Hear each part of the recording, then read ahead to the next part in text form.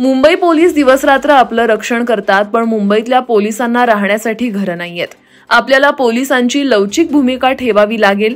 MHADA, CIDCO, MMRDA, नगर विकास विभाग यांनी एकत्रितपणे आपल्याला कशा पद्धतीनं मुंबई आणि परिसरात पोलिसांसाठी सेवा सदनिका उपलब्ध करून देता येतील ते प्राधान्यानं आणि कालबद्ध पद्धतीनं ठरवावं, असे मुख्यमंत्री एकनाथ शिंदे यांनी निर्देश दिले. उद्धव ठाकरे यांच्या डोक्यावरचा ताबा सुटलाय. ते अत्यंत वैफल्यग्रस्त झाल्यात. या वैफल्यातूनच ते अशा प्रकारचे शब्द वापरतायत.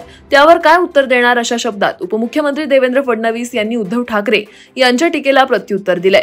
पुणे येथे आयोजित पदाधिकाऱ्यांच्या मेळाव्यात उद्धव ठाकरे यांनी फडणवीसांना निशाणा साधला होता. त्यावर फडणवीस यांनी देखील पलटवार केलाय. अहमद शहा अब्दालीचा राजकीय वंशज अमित शहा आले होते. पुण्यात येऊन भाषण करून गेले. त्यांना संघाचे हिंदुत्व मान्य आहे का, असं म्हणत ठाकरे गटाचे प्रमुख उद्धव ठाकरे यांनी गृहमंत्री अमित शहा यांच्यावर घणाघात केलाय. तसंच मी ढेकणाला आव्हान देत नाही म्हणत त्यांनी यावेळी उपमुख्यमंत्री देवेंद्र फडणवीस यांच्यावरही तोफ डागलीय. पुण्यात ठाकरे गटाचा शिवसंकल्प मेळावा पार पडला. यावेळी ठाकरे चांगलेच बरसले होते. येणाऱ्या विधानसभा निवडणुकीत ते कट करतील, त्यामुळे गाफील राहून चालणार नाही, असा सल्ला ठाकरे गटाचे नेते संजय राऊत यांनी पदाधिकाऱ्यांना दिलाय. तसंच भाजपवर हिंदूंच्या मतांसाठी धडपडण्याची वेळ आली आहे. औरंगजेबाप्रमाणे त्यांचीही कबर महाराष्ट्रातच खोदणार असल्याचा इशारा संजय राऊत यांनी दिलाय.